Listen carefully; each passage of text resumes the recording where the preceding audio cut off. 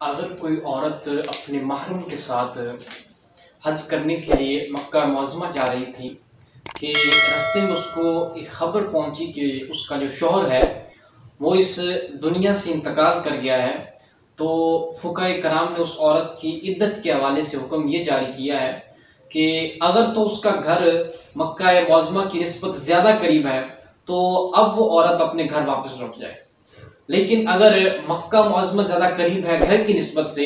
कि घर उसका काफ़ी दूर रह गया है सफ़र में और मक्का मुअज़्ज़मा करीब है, तो फिर उसको हुक्म यह है कि वो मक्का मुअज़्ज़मा चली जाए और वहाँ पर जाकर अपने अय्याम इद्दत को मुकम्मल करे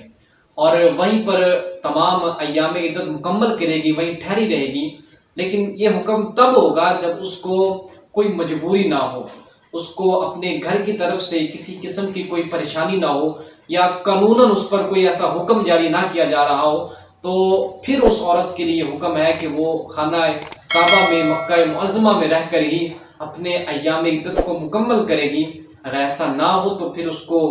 मजबूरन वापस लौटना पड़ेगा, वो अपने घर आकर अय्याम इद्दत को वो मुकम्मल करेगी।